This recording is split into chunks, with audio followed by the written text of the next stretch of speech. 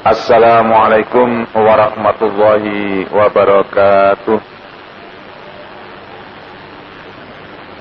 Alhamdulillahilladzi 'allama bil qalam 'allamal insana ma lam ya'lam. Asyhadu an la ilaha illallah wahdahu la syarika lahul malikul alam wa asyhadu anna Muhammadan abduhu wa rasuluhul mab'utsu bi syara'il Islam. Allahumma sholli wa sallim wa barik ala nabiyyina Muhammadin wa ala alihi wa sahbihi wa man tabi'ahu bil layali wal ayyam. Amma ba'du, faqad qala Allah Ta'ala fi kitabil karim. A'udzu billahi minasy syaithanir rajim. Ya ayyuhalladzina amanu taqullaha wa qulu qawlan sadida. Segala puji bagi Allah yang telah mengajarkan manusia menggunakan pena, mengajarkan kepada manusia apa-apa yang belum diketahuinya. Kita bersaksi dari Tuhan selain Allah yang esa, yang menguasai seluruh alam. Dan kita bersaksi bahwa Nabi Muhammad adalah hamba dan utusan Allah yang diutus untuk menyampaikan syariat Islam. Mudah-mudahan sholawat dan salam senantiasa terlimpahkan kepada junjungan Nabi besar Muhammad sallallahu alaihi wasallam beserta seluruh keluarganya dan yang mengikutinya sepanjang hari, sepanjang malam. Selanjutnya marilah kita berusaha dari hari ke hari meningkatkan kualitas iman dan takwa kita sebagaimana yang difirmankan oleh Allah dalam surat Al-Ahzab ayat 70 yang saya bacakan tadi. Ya ayyuhalladzina amanu taqullaha wa qulu qawlan sadida. Wahai orang-orang yang beriman, bertakwalah kamu kepada Allah dan hendaklah engkau berkata dengan perkataan yang jujur. Hadirin jamaah subuh Masjid Mujahidin yang dimuliakan Allah serta para pendengar suara Perak Jaya. Kita berbicara masalah pendidikan agama Islam tak pernah kering, tak pernah kehabisan sumber, karena sumber utama kita adalah Al-Quran dan Sunnah. Dan guru kita yang paling hebat adalah Nabi kita Muhammad sallallahu alaihi wasallam. Bagaimanakah kalau kita ini menjadi seorang guru, menjadi seorang pendidik, menjadi seorang pengajar agama Islam? Maka apakah persyaratan yang harus dimiliki oleh para pendidik agar pendidikannya itu berhasil, ilmu pengetahuan yang diberikan bermanfaat? Tentu ada syarat-syaratnya, ada kaidah-kaidah yang harus diketahui dan harus dimiliki. Di antaranya adalah seorang pendidik itu harus memiliki sifat ikhlas di dalam menyampaikan pelajaran dan di dalam menyampaikan ilmu. Yang kedua, takwa kepada Allah. Yang keempat, memiliki sifat akhlak yang mulia. Dan yang kelima, penuh tanggung jawab. Dan berikutnya adalah memiliki ilmu pengetahuan. Tentu saja ilmu pengetahuan merupakan persyaratan, karena seseorang yang akan menyampaikan ilmu, dia harus berilmu lebih dahulu sebelum menyampaikan ilmunya. Tetapi ilmu yang tidak dilengkapi dengan keikhlasan, ketakwaan dan akhlak yang mulia serta tanggung jawab, tidak ada artinya. Jadi kaidahnya ada 5: ikhlas, takwa, ilmu, berakhlak, dan bertanggung jawab. Marilah kita kupas satu persatu dari apa yang diharapkan oleh Islam di dalam hal menyampaikan ilmu kepada orang lain. Jamaah subuh yang dimuliakan Allah, seorang pendidik hendaknya membebaskan niatnya. Jangan sampai niatnya itu karena harta, karena apa. Tetapi para pendidik harus membebaskan niatnya semata-mata untuk Allah dalam seluruh pekerjaan edukatifnya. Nah ini kelihatannya ringan Pak ya, ikhlas ya, bagus, ikhlas mudah diucapkan, tapi bagaimana kenyataannya? Seorang pendidik itu harus ikhlas semata-mata mengharap, semata-mata mengharap keridhaan Allah. Seluruh pekerjaan pendidikannya itu hanya ikhlas karena Allah. baik berupa perintah, larangan, nasihat, pengawasan atau hukuman, semuanya itu disampaikan dengan ikhlas. Jadi saya katakan di dalam pertemuan yang lalu, kalau dahulu-dahulu itu Pak Kiai itu bahasa Jawanya kereng ya, sama santri-santrinya itu bawa penjalin, bawa rotan itu. Tapi yang dipukul kok tidak marah. Orang tuanya juga tidak marah. Kenapa? Karena baik yang memukul ataupun orang yang menyerahkan anaknya untuk dididik itu sama-sama ikhlas. Walaupun pukulan itu sebenarnya tidak dibenarkan kecuali untuk memberikan dorongan dan sebagainya. Nah, ini kenyataan. Keikhlasan ini memegang kendali yang utama. Sayangnya keikhlasan itu tidak bisa dibaca. Bisakah kita membaca keikhlasan seseorang? Hanya Allah yang mengetahuinya. Tetapi kita harus berusaha. Bagaimana kita ini bisa beramal dengan ikhlas. Mendidik dengan ikhlas. Mengajar dengan ikhlas. Memberi hukuman dengan ikhlas. Memerintahkan sesuatu dengan ikhlas. Melarang sesuatu dengan ikhlas. Ini sangat sulit. Ikhlas, buah yang dipetiknya adalah ia akan melaksanakan metode pendidikan, mengawasi anak secara edukatif terus-menerus, di samping mendapat pahala dan keridhaan Allah. Jadi guru-guru yang demikian ini selain memberikan buah hasil yang sangat baik, dirinya diberi pahala dan diridhoi oleh Allah. Tapi tidak gampang untuk meraih yang demikian ini. Dan ini sulit dibuktikan karena tidak ada ujian keikhlasan ini bagi ya akademik begitu, gimana cara menyampaikannya. Tapi bisa dengan cara pertanyaan-pertanyaan yang memancing jawaban sesuatu yang bisa mengarah kepada keikhlasan atau ketidakikhlasan. Itu bisa sebenarnya. Walaupun tidak 100%. Karena yang 100% adalah milik Allah. Tapi paling tidak kita itu kan bisa bertanya. Bapak mau mengajar di sini, atau Bapak guru, calon bu guru mau mengajar di sekolah ini, tujuannya untuk apa? Itu kan sudah bisa dijawab, dibaca itu kira-kira jawabannya itu menunjukkan keikhlasan atau tidak. Nah, ini misalnya demikian. Ikhlas dalam perkataan dan perbuatan adalah sebagian dari azas iman dan keharusan Islam. Allah tidak akan menerima perbuatan tanpa dikerjakan secara ikhlas. Nah, ini perintah untuk ikhlas ini tercantum dalam banyak ayat di dalam Al-Quran. Di antaranya surat Al-Bayyinah ayat 5. Wa ma umiru illa liya'budullaha mukhlishina lahuddin. Mukhlishina lahuddin hunafa'a wa yuqimus sholata wa yu'tuz zakata wa dzalika dinul qayyimah.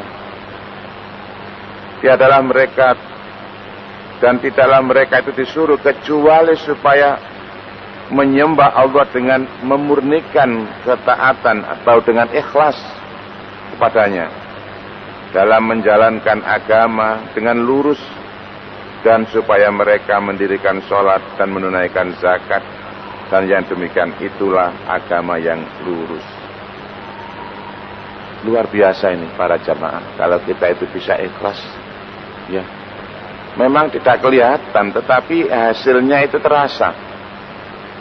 Kalau kita sebagai orang tua memberikan pelajaran kepada anak atau menyuruh anak dengan ikhlas dan tidak ikhlas, itu hasilnya akan berbeda. Tidak terasa dan memang tidak kelihatan, tapi buahnya yaitu anak yang mengamalkan, yang mengerjakan perintah kita itu akan terlihat ikhlas atau tidak. Orang memberikan pengajian, banyak sekali yang mendengarkannya, ikhlas atau tidak kita tidak tahu, Allah yang mengetahui. Tapi buahnya itu akan dirasakan. Para jamaah yang mendengarkan itu akan tersentuh hatinya dengan keikhlasan itu. Beda dengan yang hanya mencari nama, saya ini mubalek kondang dan sebagainya. Dengan yang betul-betul memberikan dengan hati yang ikhlas karena Allah, pasti akan berbeda. Pak guru juga demikian, memberikan pelajaran dengan ikhlas, dan dengan pamrih agar dipuji orang dan sebagainya, pasti hasilnya akan berbeda. Walaupun itu tidak diketahui secara kasat mata demikian, tetapi akan dirasakan hasilnya oleh anak-anak yang mendapatkan pendidikan tersebut. Contohnya para santri-santri lama, bapak-bapak ini kan, yang tua-tua ini kan pernah mengaji, walaupun dulu di surau, di langgar atau di musola-musola kecil di kampungnya, di desanya, tapi karena keikhlasan Pak Kiainya, ilmu yang diberikan walaupun sedikit itu terasa, membekas sampai tua. Itu bapak-bapak bisa merasakan. Nah sekarang ini kan banyak instan ya, ilmunya instan, cepet-cepetan, sudah itu lupa. Keikhlasan ini sangat diperlukan. Walaupun dengan sistem metode cepatnya bagaimana, tapi dengan keikhlasan ya akan lebih terasa. Dulu metodenya lama, tetapi ikhlas berhasil. Sekarang metodenya cepat dan disertai ikhlas, tambah berhasil lagi. Kan begitu mestinya. Dan di dalam surat Maryam ayat 110 Allah berfirman, "Faman kana yarju liqa'a rabbih falyamal 'amalan shalihan wa la yusyrik bi'ibadati rabbih ahada." Barang siapa mengharap perjumpaan dengan Tuhannya, maka hendaklah ia mengerjakan amal yang soleh, dan janganlah ia mempersekutukan seorang pun dalam beribadah kepada Tuhannya. Nah, keikhlasan dan keikhlasan sangat penting. Maka dari itu kita menghimbau kepada para pendidik ya, supaya melatih dirinya, melatih jiwanya, melatih hatinya untuk beramal dengan ikhlas karena Allah, mengharap semata-mata karena Allah. Apa tidak boleh mendapatkan honorarium? Apa tidak boleh mendapat? Ya boleh, itu haknya. Tetapi kalau dikerjakan dengan ikhlas, berkah dari honorarium dan gaji itu lebih berkah lagi. Gitu. Tapi kalau kita tidak ikhlas, ya hanya mendapat honor dan gaji itu saja, tetapi tidak mendapatkan pahala dari Allah Subhanahu wa Ta'ala. Ini tidak terpandang, tidak terbatas pada guru agama saja. Semua guru, semua pendidik, kalau niatnya itu untuk memberikan pelajaran dengan ikhlas mengharap keridhaan Allah, akan diberi pahala. Karena ilmu yang diberikan di sekolah, di pendidikan itu adalah bermanfaat. Misalnya ilmu menghitung, ya menghitung zakat juga perlu hitungan.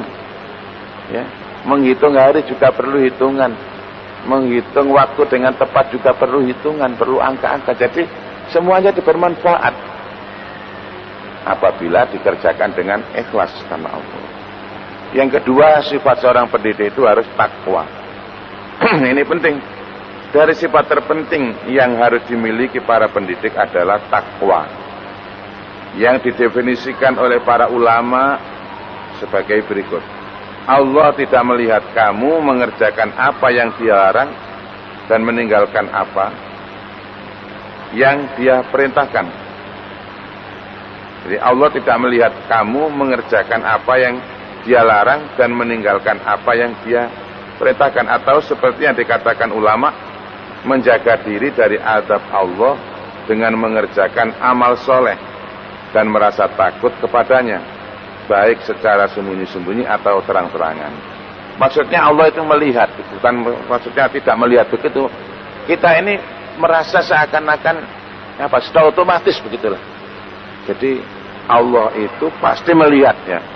Allah senantiasa melihat apa yang kita kerjakan atau yang Dia larang dan meninggalkan apa yang Dia perintahkan. Misalnya begitu. Maka maksudnya adalah kita ini dengan ikhlas, dengan ketakwaan itu berusaha sekuat tenaga untuk mengerjakan apa yang diperintahkan dan meninggalkan apa yang dilarang. Walaupun Allah itu kita tidak melihatnya, tetapi Allah melihat kita. Nah, begitu. Sehingga buah dari ketakwaan itu adalah menjaga diri dari azab Allah dengan mengerjakan amal soleh dan merasa takut kepadanya, baik secara sembunyi atau terang-terangan. Suatu hari Umar bin Khattab bertanya kepada Ubay bin Ka'ab, "Wahai Ubay, takwa itu apa sih?" Ubay ganti bertanya, "Wahai Umar, pernahkah engkau melewati suatu jalan, di mana di jalan itu ada duri-duri pelintang dan kerikil-kerikil penghalang? Apa yang kamu lakukan?" Umar menjawab, "Aku singkirkan duri-duri penghalang itu, aku cari jalan yang lempang." Maka Ubay menjawab, "Itulah takwa." Artinya kita menyingkirkan hal-hal yang menghambat perjalanan kita menuju Allah. Nah, ini takwa. Jadi jangan diartikan takwa itu hanya mengerjakan amal soleh saja, tapi meninggalkan yang dilarang ini termasuk takwa. Makanya dalam hadis yang lain Nabi bersabda, "Ittaqil makarima takun a'badan nas."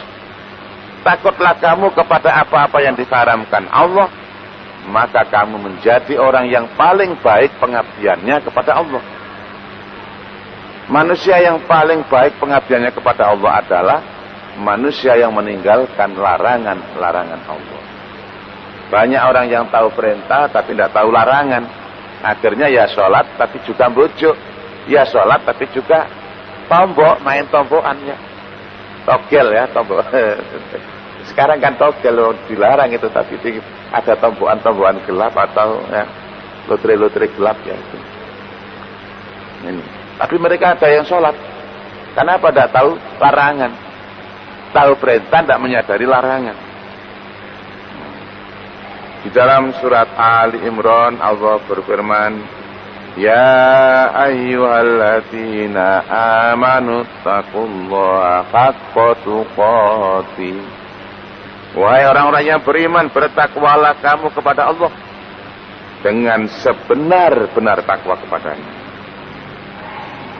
Di dalam surat Al-Hajj juga begitu disebutkan, "Ya ayyuhan nasu taqu rabbakum inna zalzalatas sa'ati syai'un 'azim." Wahai manusia, bertakwalah kepada Tuhanmu. Sesungguhnya keguncangan hari kiamat itu adalah suatu kejadian yang sangat besar dan dahsyat. Nah ini. Jadi kalau para guru itu semuanya bertakwa, ya ikhlas dan bertakwa, itu luar biasa hasilnya ini ya. Makanya kalau kita itu melihat pendidikan kok rasanya hasilnya ini jauh panggang dari api ya. Anak-anak kok belum tercipta anak-anak yang berakhlak mulia. Bagaimana dan bagaimana sistem juga ganti begini, kurikulum ganti begini dan begitu. Oh ya pancet. Itu loh. Apa sebabnya ini kira-kira? Ya ini esensinya, dasar yang paling mendasar yaitu ketakwaan ya. Keikhlasan dan ketakwaan ini perlu. Tapi jarang yang berkata demikian. Bahkan kalau berkata demikian dikatakan, "Oh kamu itu so alim, so agamis dan sebagainya." Padahal ini penting. Sebab pendidikan itu menghasilkan produk bukan produk barang, tapi produk mental. Nah, karena produknya mental, yang memberikan itu juga yang menyampaikan harus bermental baik lebih dahulu. Paham ya para jamaah ya? Seorang kiai, seorang mubaligh memberikan pelajaran lalu moralnya sendiri belum baik, kira-kira bagaimana? Yang menerima itu bisa menerima enggak? Yang mendengarkan tidak akan bisa menerima. Ya kita tidak bisa mengambil kesimpulan, oh guru-guru belum beriman dan belum ikhlas, belum iman, takwa dan jujur. Ya tidak berani mengatakan begitu, karena itu tidak bisa diukur dengan ini empirik ya, hati mereka masing-masing. Tapi paling tidak kan kita itu bisa mengkaji ayat-ayat ini. Oh, kalau ayat ini berbunyi demikian kan berarti demikian, cuma nggak bisa kita itu menuduh atau mengatakan. Wah, kalau ditanya bukti fisiknya bagaimana, bingung juga kita. Tapi yang jelas Allah menyampaikan yang demikian ini. Persyaratannya itu beriman, bertakwa dan jujur diantaranya. Ikhlas, ketakwaan. Ini sangat penting. Ketika Nabi SAW mengutus Mu'adz bin Jabal ke Yaman, itu berpesan, yassir wala tu'assir, basyir wala tunafir. Permudah, jangan dipersulit. Beri kabar gembira, jangan dibikin orang lari. Nah ini alhamdulillah ini di sekolah-sekolah negeri itu anak-anak yang wali murid yang mendaftar sekarang ini kan tidak dipungut biaya sama sekali. Formulir pendaftaran gratis, bagus ya. Udah gratis itu. Sangat bagus. Tanpa dipungut biaya apa-apa. Dipermudah, jangan dipersulit. Pilihannya juga banyak dan bisa memilih keluar wilayahnya. Walaupun hanya satu. Tapi ini semuanya sudah termasuk mempermudah. Kita angkat topi itu untuk pemerintah, bagus sekali. Ya. Apakah di sekolah-sekolah swasta juga mampu demikian? Ya masih kita tanda tanya ini ya. Kita bertanda tanya karena income dari sekolah-sekolah swasta kan dari sana, dari sumber siswa-siswa itu sendiri. Ya, ketika Abu Dzar Al-Ghifar diperintahkan oleh Rasul, wahai Abu Dzar, sekarang kamu pulang ke kampung halamanmu, sampaikan ajaran Islam ini kepada masyarakat di negerimu atau suku bangsamu sendiri. Abu Dzar menangis. Ya Rasulullah, kalau saya ditugasi berarti saya harus berpisah dengan Rasul. Sedangkan saya ini sangat mencintaimu ya Rasulullah. Kepada siapa lagi aku bertanya? Kalau nanti aku berpisah denganmu dan menjumpai sesuatu masalah. Maka menangislah Abu Dzar ketika itu. Kemudian Rasulullah SAW mendekati kepada Abu Dzar dan beliau katakan, wahai Abu Dzar, di mana saja kamu berada, kapan saja kamu bertugas, dan kepada siapa kamu ditugasi, asalkan kamu memegang 3 prinsip yang saya berikan ini, insya Allah engkau selamat dunia dan akhirat. Apakah itu ya Rasulullah? Maka Rasulullah pun berpesan dalam hadis yang diriwayatkan oleh Ahmad, Al-Hakim dan At-Tirmidzi, meriwayatkan dari Anas radhiyallahu an bahwa Rasul sallallahu alaihi wasallam bersabda, ittaqillaha haitsu ma kunta wa atbi'is sayyi'atal hasanata tamhuha wa khaliqin nasa bi khuluqin hasanin. Bertakwalah kamu kepada Allah di mana saja kamu berada. Ikutilah perbuatan jelek dengan perbuatan baik. Niscaya akan menghapusnya. Dan pergaulilah manusia dengan budi pekerti yang bagus. Ini 3 pesan ini. Wah, ini kalau materi pendidikan itu dikembangkan dari 3 masalah ini sudah luar biasa itu. Jadi materi pendidikan itu hendaklah mengandung unsur takwa. Insya Allah sudah saya sampaikan ya lewat buletin Jumat Mujahidin yang kemarin saya tulis itu. Walaupun itu singkat dan mungkin ya tidak sempat lagi saya memeriksa, saya tulis dan saya serahkan kepada anak-anak yang nyetak itu. Ya. Materi itu disampaikan. Jadi materi pendidikan itu mencakup ketakwaan. Kalau semua siswa itu bertakwa, maka sudah luar biasa. Tidak ada pencurian dan sebagainya di kelas. Ya. Anak-anak sekolah itu kan ya pinter-pinter. Pinter ilmunya, pinter bujui juga. Beli jajan di warung ya, di kantin sekolah. Beli 2, bilang 1. Nah ini. Tidak bayar, minta susu, ya minta kembalian. Ini banyak terjadi. Karena ketakwaannya belum tercipta. Kalau ketakwaannya itu tercipta, maka seperti di zaman Umar itu ada seorang penggembala yang mengembalakan kambing-kambing yang cukup banyak. Oleh Umar dikatakan, wahai anak gembala, coba sini, berapa sih harga 1 ekor kambing gembalaanmu itu? Saya beli dengan harga 3 sampai 5 kali lipat kalau kamu boleh. Anak itu menjawab, saya tidak ikut punya Tuan. Punya siapa? Punya juragan saya. Lu katakan pada juraganmu bahwa kambingmu 1 dimakan serigala. Kamu tidak dimarahi dan kamu dapat uang dari saya. Nah coba anak sekarang ilmu ekonominya mantep-mantep. Waduh mungkin ya Pak gitu. Pak Agus tertawa ini. Ini Pak Agus ini pengamat pendidikan ini ya. Tertawa itu. Anak sekarang kira-kira wah itu yang saya harap laksanakan. Tapi anak itu tidak. Jawabannya malah mengejutkan dan membuat Umar mencucurkan air mata. Apa jawabnya? Fa'aina Allah ya Sayyid, fa'aina Allah ya Sayyid. Wahai Tuhan, di mana Allah? Di mana Allah kalau saya berkata begitu? Luar biasa. Umar menangis itu, meneteskan air mata. Kok ada anak yang demikian gembelengannya? Siapa yang menggembleng? Padahal itu anak gembala.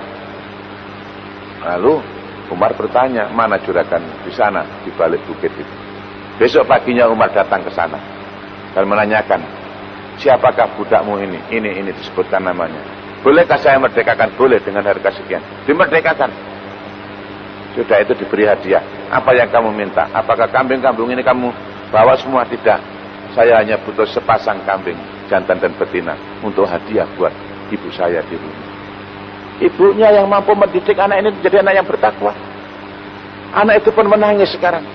Apa yang terjadi Tuhan? Saya tidak mengharapkan yang demikian ini. Tahu-tahu kok saya demikian. Maka Umar pun menjawab, kalimatmu fa'aina Allah, di mana Allah? Membebaskan kamu dari perbudakan dunia dan akan membebaskan kamu dari perbudakan di akhirat nanti. Akan membebaskan kamu dari siksa neraka. Ini tidak kelihatan buahnya memang. Tidak kelihatan secara nyata. Warek-warek diakhir tidak bisa. Tapi ketakwaan itu demikian ini. Buahnya yang begitu besarnya. Bukan hanya buah di dunia, tapi juga di dunia dan di akhirat. Ya, anak ini karena bertakwa, dia tidak serakah. Buat apa kambing-kambing yang begitu banyak? Cukup 2 ekor. Lagi jantan dan betina diberikan kepada ibunya di rumah. Yang lain serahkan kepada fakir miskin, yang lainnya. Begitu. Inilah gambaran anak-anak yang digembleng dengan ketakwaan kepada Allah Subhanahu wa taala. Jadi At-Tabrani meriwayatkan dari An-Nu'man bin Bashir bahwa Rasulullah sallallahu alaihi wasallam bersabda, "Ittaqullaha wa'dilu baina auladikum kama tuhibbuna an yabirrukum." Takwalah kepada Allah, berlaku adillah kepada anak-anakmu sebagaimana kamu menginginkan agar mereka semuanya berbakti kepadamu. Jadi kalau kita itu ingin anak-anak kita itu baik pada kita, kita berbuat bertakwa dan berlaku adil kepada anak-anak. Para pendidik sudah barang tentu termasuk orang-orang yang terkena perintah dan pengarahan di atas, yaitu pengarahan tadi, artinya bertakwa dan berlaku adil. Jadi di dalam menghukum, memberikan pelajaran kepada siswanya harus adil, tidak boleh pilih kasih. Ini anaknya orang berada, duitnya banyak, didatangi, tambahan les dan sebagainya. Sedangkan yang anaknya orang tidak mampu disisihkan saja. Sakarep-karepmu gak ngerejekeni. Tidak boleh demikian ini. Sifat demikian harus dibuang jauh-jauh oleh para pendidik. Jadi kita itu sebagai seorang pendidik adalah teladan, panutan yang akan diikuti dan ditiru oleh anak. Kalau guru itu sudah sangat dicintai oleh anak-anak, waduh, jangankan kata-katanya, model perilaku dan pakaiannya pun ditiru anak-anak.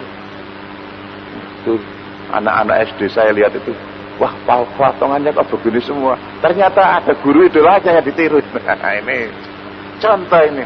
Jadi kalau guru itu sudah menyentuh hati anak-anak dan dekat dengan hati anak-anak, dia berdasarkan ketakwaan dan keadilan serta keikhlasan dari hatinya, insya Allah guru itu akan berhasil dalam menyampaikan ilmu. Yang ketiga, guru itu harus berilmu.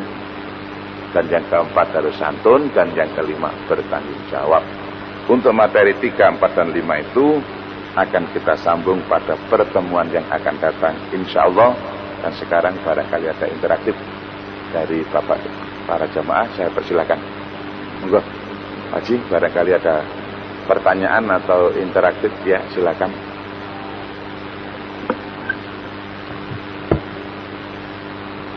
Begini Ustaz, tadi kita berbicara masalah ikhlas ini. Sebenarnya kita umat Islam ini ikhlas itu sudah tahu sebenarnya. Kalau kita melihat, terutama kita yang sering mengaji di Mujahidin ini, Karena kita sudah sering disampaikan oleh beberapa dalil seperti tadi mukadimah yang disampaikan oleh Ustaz.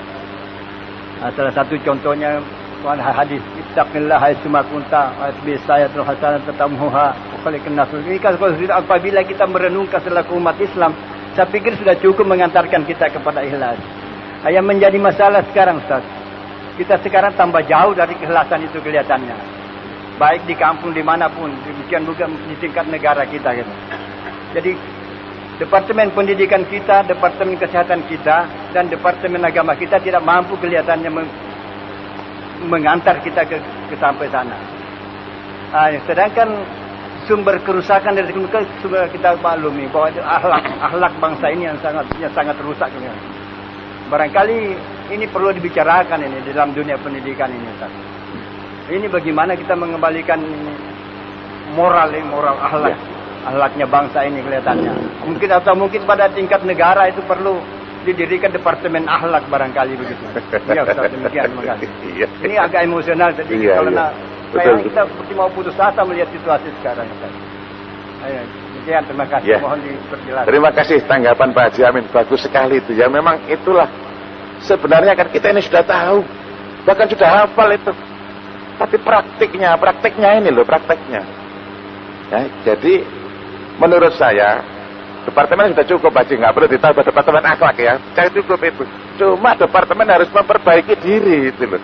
Direkturnya, semuanya, pejabat-pejabatnya. Carilah pejabat-pejabat yang mukhlis, yang ikhlas ini loh. Bertakwa. Ini masalahnya hanya itu saja kok. Pengurus yayasan, cari pengurus yang bertakwa, betul-betul mempraktekkan takwanya itu. Pengurus lembaga pendidikan, cari yang bertakwa. Apalagi yang berlabel Islam.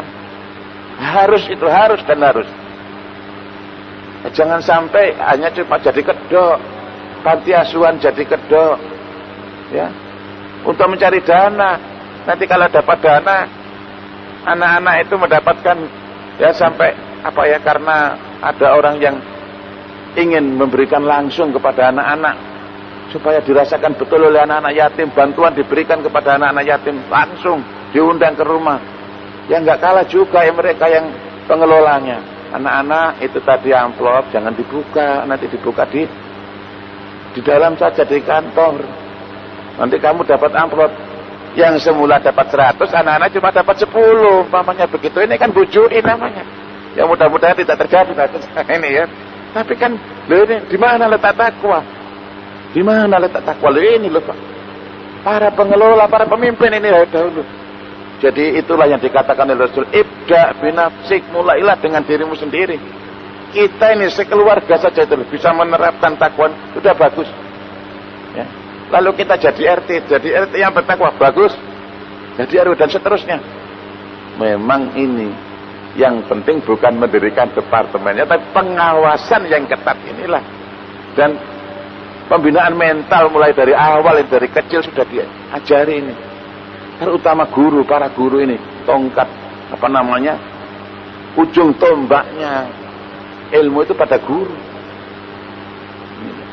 Kalau guru sudah tidak bisa memberikan contoh, ya sudah rusak ini.